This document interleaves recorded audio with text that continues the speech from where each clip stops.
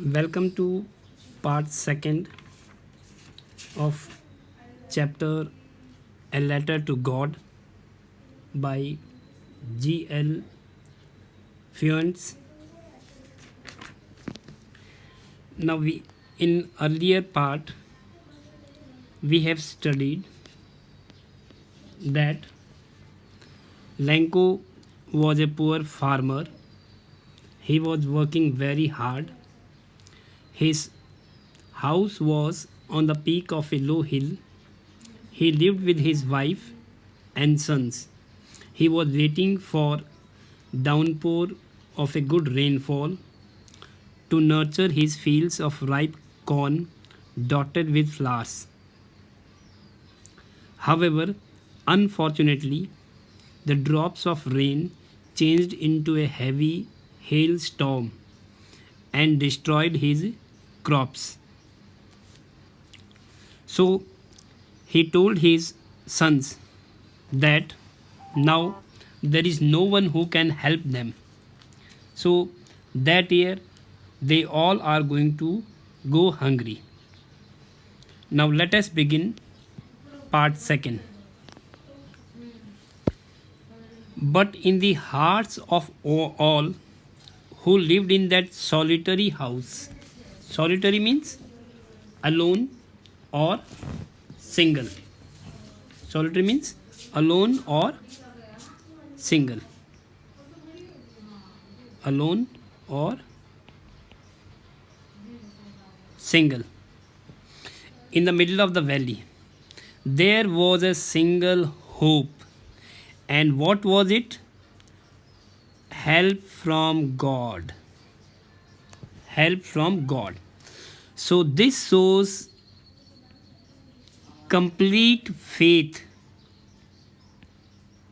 This phrase shows complete faith, belief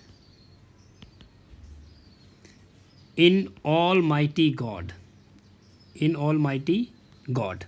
God who is omnipotent, God who is omniscient, God who is omnipresent. So he had lot of faith in God. Don't be so upset, even though this seems like a total loss. So he told to himself that he should not be upset. He should not feel bad. He should not feel bad. Although it appears that it was a total loss. Total loss means here complete loss. Total loss means here complete loss. Because he lost everything. Only these crops, they were only a source of bread and butter for his family. But he told to himself he should not feel upset. He should not feel bad. He should not feel in grief. It means here we can say he was optimistic in nature. Remember, no one dies of hunger. He told to himself, remember one thing, no one dies of hunger. So that is what they say. No one dies of hunger. It is said that no one dies of hunger. All through the night, Lancho thought only of his hope, of his one hope, the help of God. The help of God. Whose eyes, God, whose eyes he had been instructed. He has been given instructions. See everything. Eyes of God sees everything. Almighty God knows everything, and Almighty God is the most powerful. So even what is deep in one's conscience, God knows what is there in our mind. God knows what is there in our mind, what is there in our heart. So we should have complete faith in God. We should have complete belief in God. Lancho was an ox. Lancho was an ox. Again here figure of speech is there. This is metaphor. This is metaphor. Lencho was an ox of a man working like an animal. Working like an animal. Here, like is there, no? It means here, figure of speech is simile. Here, figure of speech is simile. So he was working day and night. He was working very hard from dawn to dusk like an animal in the fields. But still he knew how to write, although he was working very hard, but he knew how to write a letter, how to write alphabets. The following Sunday,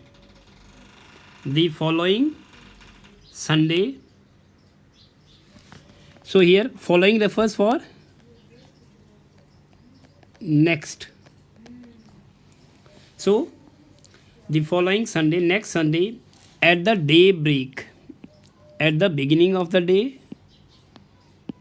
at the beginning of the day, or at the dawn time, in the early hours of morning, he began to write a letter, which he himself, and he decided that he himself would carry this letter to town, place in the mailbox, place in the letter box, placed in the, he will place in the letter box. It was nothing less than a letter to God. So this was a letter to God. So now here we have come to know that why writer has given this title to this story, a letter to God. This is the base of this story. God, he wrote, if you don't help me, my family and I will go hungry this year. So he addressed his letter to Almighty God, and he told everything that he and his family will go hungry that year. So in order to survive, in order to sow seeds for next time, he need 100 pesos. He need 100 pesos in order to sow fields again and to live until the crop comes, because the hailstorm has destroyed his crops. So he needed 100 pesos in order to sow his fields again, and second, in order to live up to the time which his next crops are ready. He wrote to God on the envelope, put the letter inside, still troubled. Still he was in trouble. But even though he went to town, at the post office, he placed a stamp on the letter, dropped it into the mailbox. Dropped it into the mailbox. One of the employees who was a postman. Now, one of the employees in the post office, and he was a postman, and he used to help at the post office. So he was, first of all, he was postman. So he used to collect his post from the post office. At the same time, he was also helping in some work at the post office. So when he took out the letter, when he collected all the letters from the mailbox, and he saw this letter where to God was written. So here he went to his boss, laughingly, heartily. So he was laughing with his full heart. Showed him the letter to God, because never in his career as a postman had he known that address, because he has not known this address in his lifetime. The postmaster was a fat, amiable fellow. Now, postmaster was fat. At the same time, he was amiable. Means here, he was friendly in nature. He was friendly in nature, or we can say he was cheerful. He was happy, pleasant looking fellow, pleasant looking person. So he also broke out laughing. He also broke out laughing. It means he also started laughing. But almost immediately he turned serious. He became serious because he thought, yes, the man who has written this letter in the name of God, he must be helped at any cost, because he did not want to shake his faith in God. Why he became serious? Because he did not want to shake his faith in God. He did not want to shake his faith in God. Tapping the letter on his desk, commented, "What faith? I wish I had the faith of the man who wrote this letter." So, what does this symbolize? What is the meaning? Here, even the postmaster wants to have the faith of the man who wrote this letter, because he also wanted to have such kind of faith in God, which he did not have. Starting up correspondence with God, because he has started a correspondence, he has started a communication, he started having a conversation with Almighty God. So he also wanted to have this kind of faith in God. So in order to shake the writer's faith, in order not to shake the writer's faith, the postmaster came up with an idea. So he came up with an idea. He had a plan in his mind. And what was the plan? Plan was to answer the letter. He decided to answer the letter written by Lencho. But when he opened it, it was evident. Evident means it was clear. It was clear that to answer the letter, he needed something more than goodwill. Something more than goodwill, ink and paper. So, what he came out? So, he came to know that yes, if he wanted to answer the letter written by Lencho, so he needed goodwill, he needed ink and paper, he needed ink and paper. And most important, what is the most important part here? He needed money also, because he has requested for 100 pesos. So he needed money more than goodwill, ink and paper. But he stuck to his resolution. Now what was the resolution? That he had decided that he is going to help Lencho. So resolution was that he asked for money from his employees. So he asked his employees to donate some part of it. He himself gave part of his salary. So he gave a part of his salary. At the same time, he also requested several friends of his to oblige him to give something. For what? For an act of charity. For an act of charity. For an act of help. For an act of help. It was impossible for him to gather together the 100 pesos. it was impossible for him to get 100 pesos. So he decided to take money from his employees. He donated a part of his salary and he requested his several friends to do this act of charity. So he was able to send the farmer only a little more than half. So how much money he was able to send? Little more than half. He put the money in an envelope addressed to Lancho, with it a letter containing only a single word as a signature, and that is God. So he replied, he put that money in that envelope, and as a signature he only wrote the word God, so that Lancho comes to know that yes, God has sent him the money which he had requested.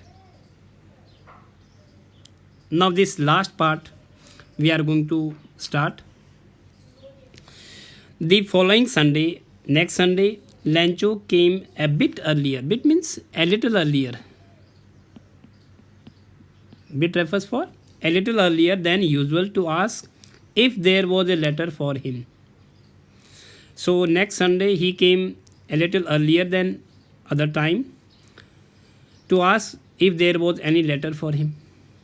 It was the postman himself who handed the letter. So it was the postman. So he handed him, gave him the letter. So the postman gave him the letter, while the postmaster, experiencing the contentment of a man, on the other hand, postmaster was experiencing the contentment, means he was experiencing the satisfaction.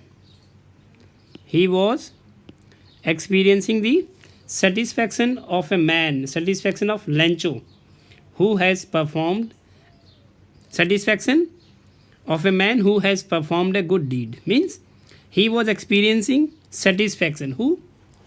Postmaster, that he has done or he has performed a good work. He has performed a good work by helping Lancho. Looked on from his office. He was looking towards Lancho from his office. Lancho showed not the slightest surprise on seeing the money. Now Lancho was not surprised. Why Lancho was not surprised? Why he did not show any slight surprise on his face?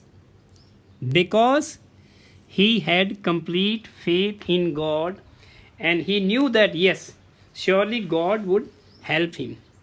So he did not show any surprise by seeing the money. Such was his confidence, because he had lot of confidence in faith. But he became angry when he counted the money. When he counted the money, he became angry. God could not have made a mistake, nor could he have denied. Denied means nor he could have said no. Nor could he have said no to Lancho what he had requested, because he knew that yes, God cannot make any mistake in counting, and God cannot say no to Lancho because he had a lot of faith in God. Immediately, at that time only, Lancho went up to the window to ask for paper and ink. So immediately just at that time, he went for the counter and he asked for a piece of paper and ink. On the public writing table, he started to write with much wrinkling of his brows. Wrinkling means there were lines on his brows. There were lines of tension, because he knew that yes, God cannot do this thing.